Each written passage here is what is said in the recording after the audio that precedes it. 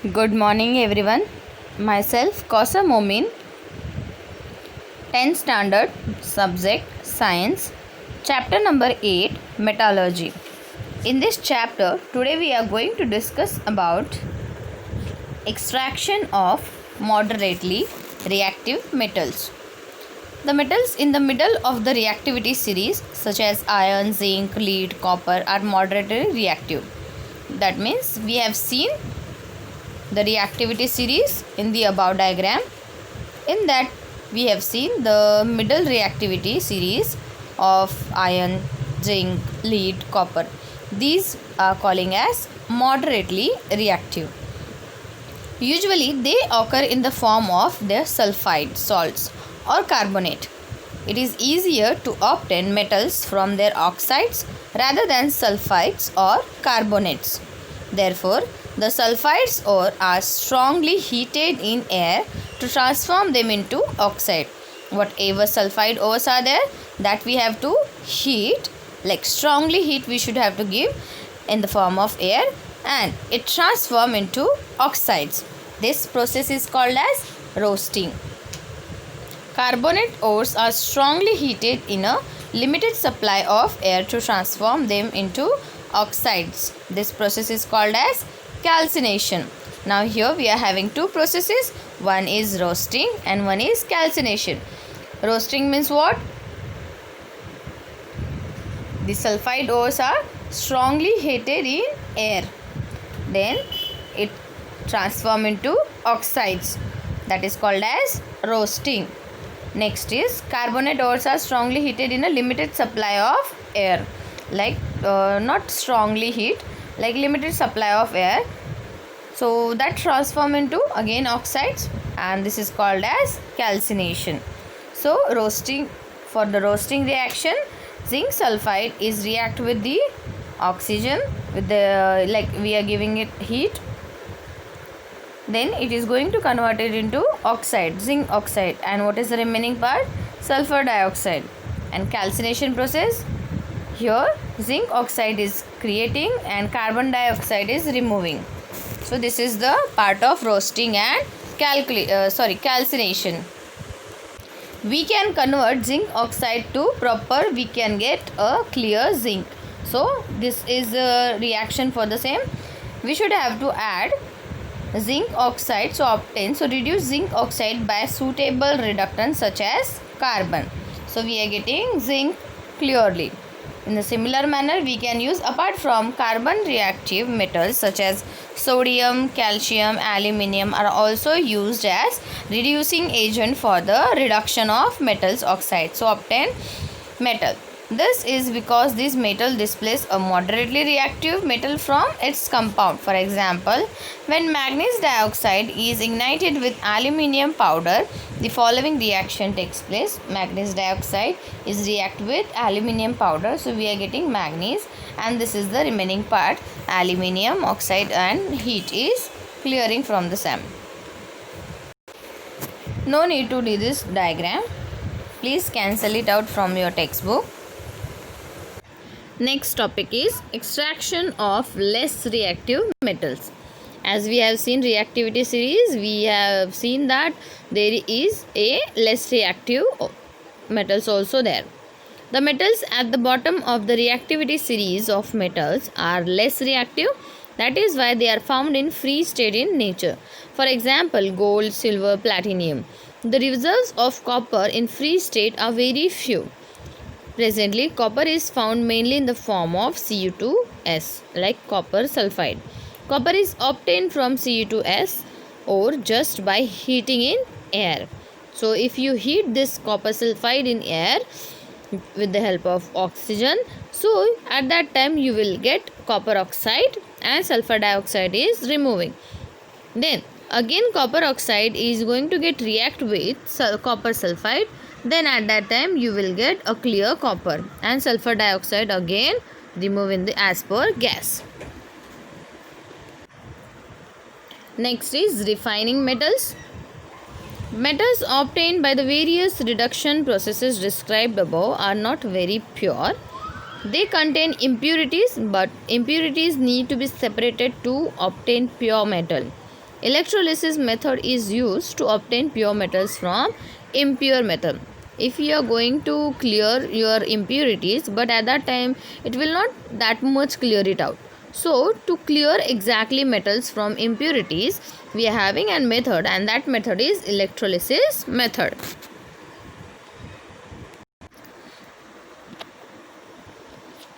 Next topic is corrosion of metals. Can you recall what is mean by corrosion? Answer is, corrosion is a natural process that converts a refined metal into a more chemically stable form, such as oxide or hydroxide or sulfide. It is the gradual destruction of material, usually a metal, by chemical and electrochemical reaction with their environment. Have you seen the following things, like old iron barns of building, copper vessels not clean for long time, silver ornament or idols exposed to air for long time, old abandoned vehicle fit to the thrown away? Think about it. Why do silver articles turn blackish while copper vessels turn greenish on keeping in air for long time? Why do pure gold and platinum always glitter? Rusting of iron articles causes large financial loss. Thus, corrosion of iron, that is rusting, is a big problem. Iron react with moist air and a deposit of reddish substance, that is, in a chemical way, Fe2O3H2O is formed on it. This substance is called rust. Carbon dioxide in moist air reacts with the surface of copper vessels.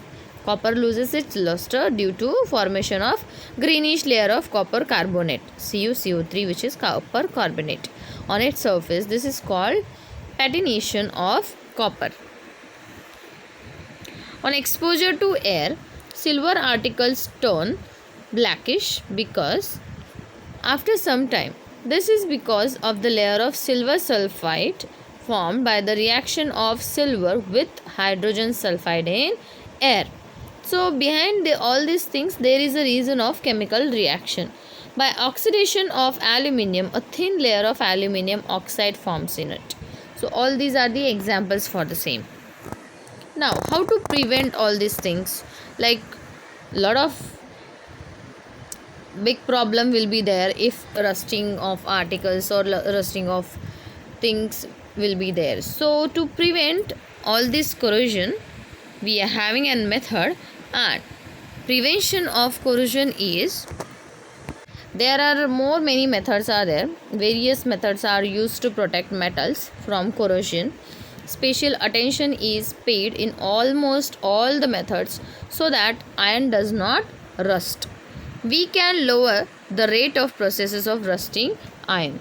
Corrosion of metals can be stopped by keeping metals isolated from a direct contact with air. How we can stop it? The contact with air. Like, we should have to not give the contact with the air. So the prevention of corrosion can be achieved by various ways. Some of the methods are, first method is to fix a layer of some substance on the metal surface so that the contact of the metal with moisture and oxygen in the air is prevented and no reaction would occur between them. Point number 2, to prevent corrosion of metals by applying a layer of paint, oil, grease or varnish on here on surface. For example, corrosion of iron can be prevented by this method, and the method is, we cannot protect the articles permanently from rusting by painting them. The method of paintings is suitable for short time. If there is a scratch on the paint on the surface of the article, and if a small surface of the metal comes in contact with air, the process of rusting starts below layer of paint. Why do new iron sheets appear shiny? Corrosion can be prevented by putting a layer of non-corrodible metal on a corrodible metal. This can be done by many ways. First way is galvanizing.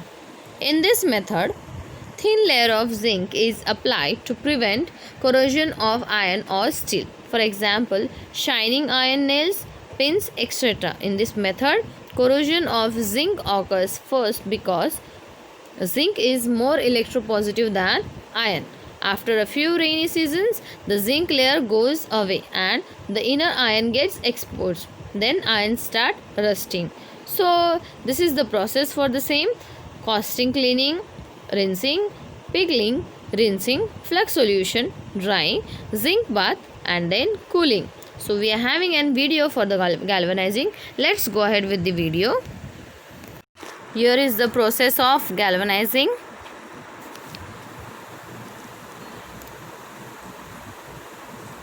First washing,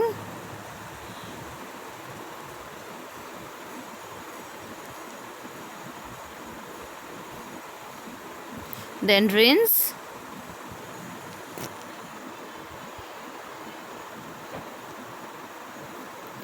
alkaline it,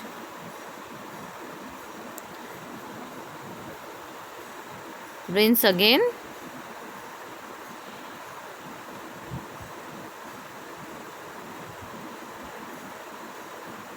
deoxidizing, rinse,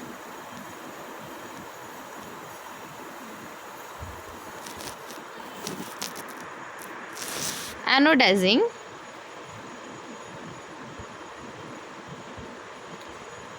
this is the part of process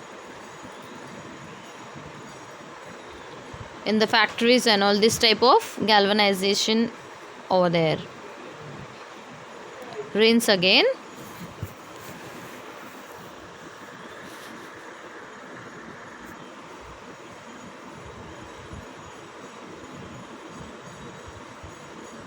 sealing,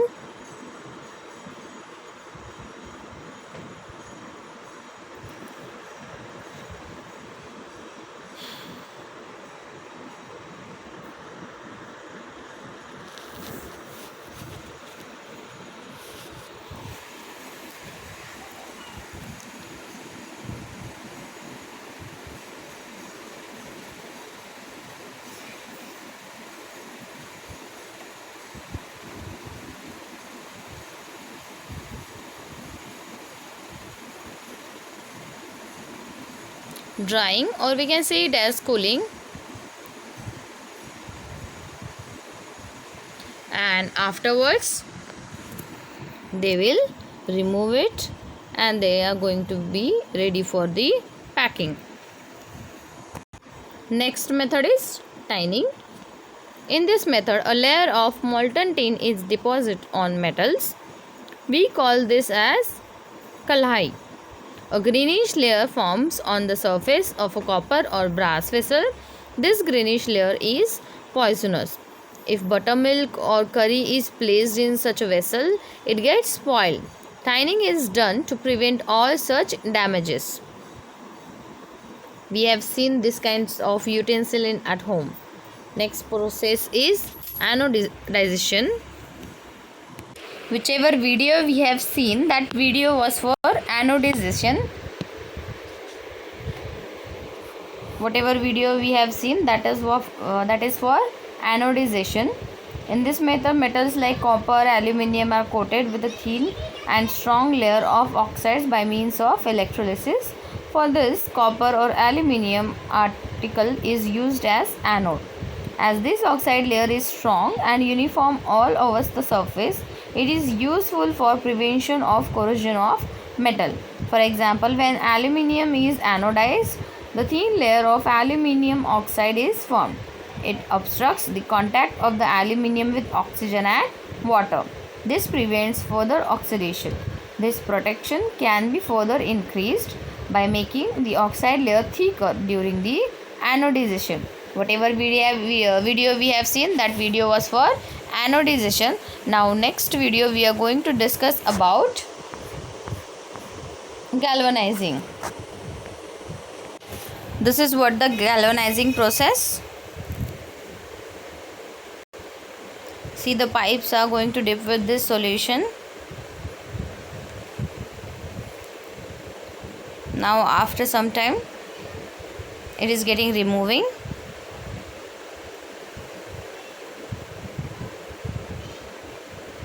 See, a layer is formed on the pipes.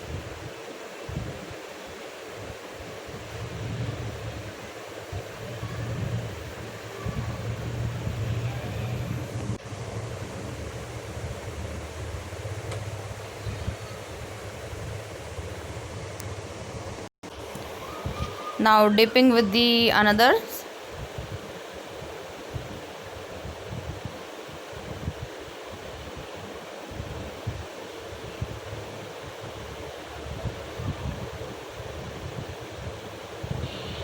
This is the process of galvanizing. Before this video we have seen the video that was for anodizing. This one is galvanizing.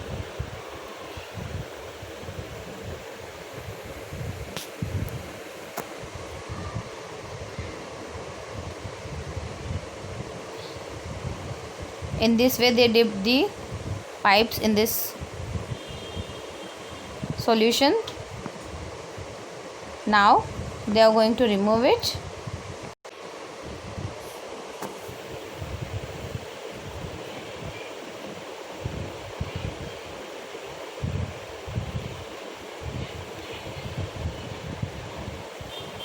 And then it is going for cleaning. Now the another will come. Next method is electroplating. In this method, a less reactive metal is coated on a more reactive metal by electrolysis.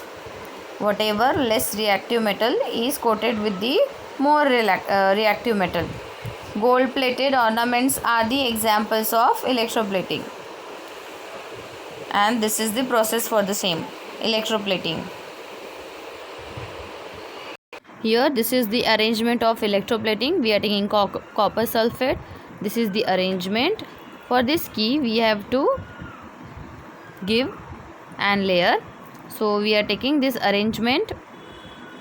This key we are using as object to electroplated as negative electrode and CuSO4, which is copper sulfide solution. Now whatever copper, after getting switch on, whatever copper is there, that is getting attracted to the key.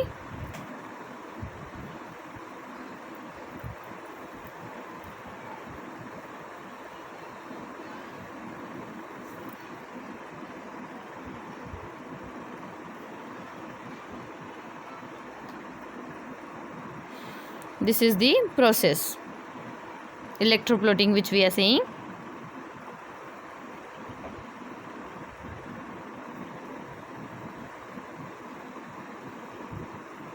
So in the similar manner we can take nickel chloride, nickel sulfate, boric acid and all.